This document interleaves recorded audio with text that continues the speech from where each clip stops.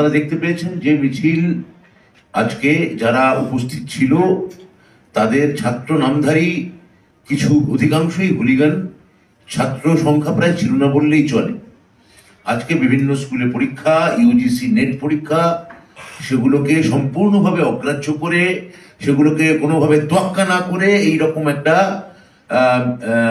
মানে হটকারী, নৈরাজ্য সৃষ্টিকারী এবং অরাজকতা সৃষ্টি করতে যাওয়া গোটা রাজ্য জুড়ে, গোটা ভারতবর্ষ যেখানে আমরা সবাই বিচার চাইছেন, সে বিচার না চেয়ে ওরা আজকে মৃতদেহ চাইতে গেলেন।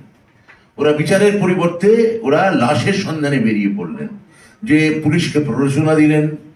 আপনারা দেখেছেন পুলিশের আমাদের আইসির মাথা ফেটেছে, রক্তাক্ত হয়েছেন, বারবার প্ররোচনা দিয়েছেন, ওইখানে ব্যারিকেড ভেঙেছেন, সম্পূর্ণ এসে নবান্ন দরজায় যে ব্যারিকেড করা হয়েছে তাতে উন্মত্তের মতো বারবার লাথি মারা হয়েছে।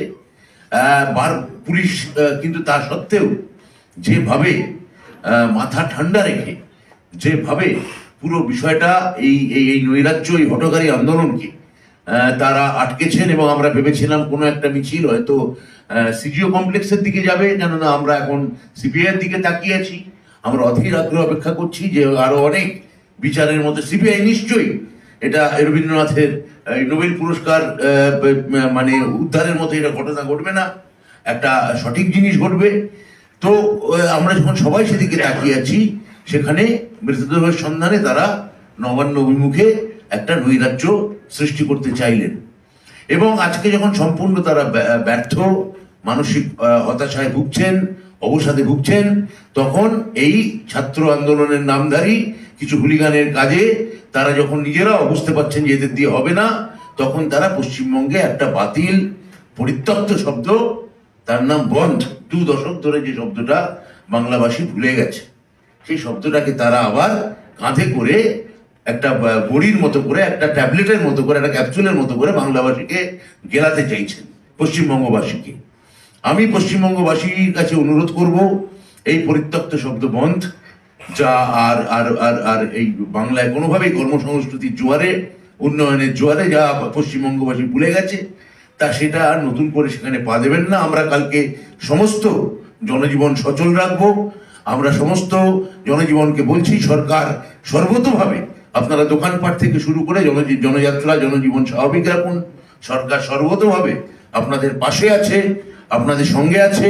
এবং তার থেকেও বড় কথা, যে যে যে কর্মসূচির কথা চন্দ্রিমাদি বলছিলেন, আপনারা জানেন কাল 28শে আগস্ট, কাল তৃণমূল ছাত্র পরিষদের একটি বৃহৎ বাৎসরিক সমাবেশ আছে, এবং সেই বাৎসরিক যে প্রতিষ্ঠা দিবস, সেই উপলক্ষে রাজ্যের বিভিন্ন প্রান্ত থেকে, বিভিন্ন কোণ থেকে হাজার হাজার, লক্ষ লক্ষ ছাত্র ইতিমধ্যেই এসছেন।